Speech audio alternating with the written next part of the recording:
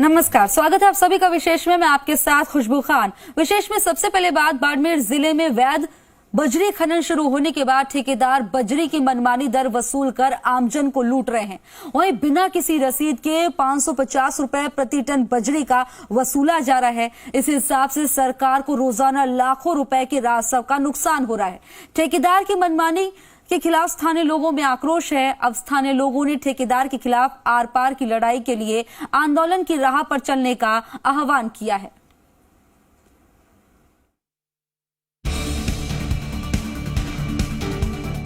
Supreme court से रोक हटने के बाद आमजन ने बजरी को लेकर बड़ी राहत महसूस की थी और जिले में वैध बजरी खनन शुरू होने से लोगों को लगा था कि अब बजरी की किल्लत दूर हो जाएगी। पचपदरा क्षेत्र में लूनी नदी में 3056 हेक्टेयर में सालाना 25,20,000 टन बजरी खनन की अनुमति जारी की गई है। लूनी नदी में वैध बजरी खनन में सरकार के राजस्व खाते में 50 रुपए प्रति टन जमा होते हैं, जिसमें 45 रुपए प्रति टन रॉयल्टी, 10% DMFT और 2% RSMIT मिलाकर 50 रुपए 50 पैसे का राजस्व मिलता है। लेकिन सरकार द्वारा बजरी की दर निर्धारित नहीं होने के चलते ठेकेदार ने मनमानी तरीके से 1 टन बजरी के लिए 550 रुपए वसूल रहे हैं, जो अवैध बजरी खनन से भी कई गुना महंगी है।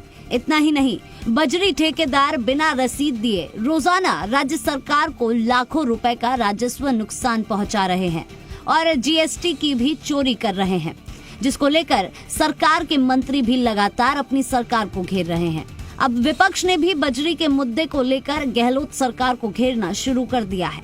आमजन ने तो बजरी की मनमानी कीमत वसूली से परेशान होकर 25 सितंबर से बजरी ठेकेदार से आर पार की लड़ाई को लेकर आंदोलन का आह्वान कर दिया है।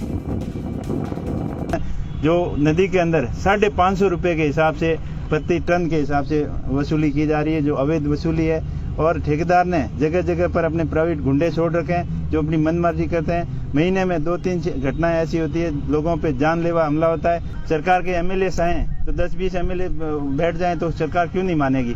और कोर्ट का जो बहाना बना रहे हैं, ये तो बिल्कुल ही बहाना बना रहे हैं। कोर्ट ने ये थोड़ी बोला है कि जनता को आप लूटो और मनमर्जी 800 रुपए के हिसाब से लो। पहले तो बजरी खनन पर रोक होने के चलते बाड़मेर जिले में विकास कार्यों में गति धीमी पड़ गई थी, लेकिन अब वैध बजरी खनन शुरू होने के बाद भी निर्माण और विकास कार्य पूरी तरह से बंद होने की कगार पर पहुंच गए हैं, क्योंकि सरकार द्वारा विकास कार्य में निर्धारित दर से कई गुना ज्यादा दर में बजरी मिलने के कारण बजरी खरीदना संभव नहीं है, जिसके कारण विकास कार्य भी पूरी तरीके से ठप हो रहे हैं। इसे लेकर बीजेपी नेता नरपत राज मूड ने गंभीर आरोप लगाए हैं। और यहाँ पर अवैध वसूली करके लोगों से पैसे इकट्ठे किए जाते हैं और सरकार को दिया जाता है। उनके आपसी झगड़े की वजह से लोगों को परेशान किया जाता है। सरकार एक दूसरे पर आरोप लगा रही है और राजस्थान सरकार के नुमाइंदे यहाँ बैठे मीटिंगों में आ जाते हैं और उनको अनर्गल बातें बयान देते हैं। उनको ये जानकारी भी नहीं है कि इनके यहाँ के स्थानीय लोगों के साथ क्या खिलवाड़ हो रहा है। बाड़मेर जिले से आने वाले कांग्रेस के 5 विधायक और वन एवं पर्यावरण मंत्री हेमाराम चौधरी ने खान मंत्री प्रमोद जैन भाया से लेकर मुख्यमंत्री अशोक गहलोत तक इस बात को पहुंचाया है, लेकिन ठेकेदार पर अभी तक कोई लगाम नहीं लग पाई है। CM को बात कहेंगे, मंत्रिमंडल की बैठक जब होगी तो उसमें भी ये बात कहेंगे। जहां भी मौका मिलेगा इस मुद्दे को प्रमुखता से रखेंगे और कोई इसमें किसी प्रकार की पैरवी में तो कमी आने देंगे। फिर भी अगर इस पर ध्यान नहीं दिया गया तो इसका बहुत बड़ा खामियाजा हम सबको भुगतना पड़ेगा। राज्य सरकार द्वारा बजरी की दर निर्धारित नहीं होने के कारण खनिज विभाग भी ठेकेदार के आगे लाचार नजर आ रहा है और खनिज अधिकारियों की नाक के नीचे लगातार ठेकेदार अपनी मनमानी से बजरी की दर वसूल कर रहा है।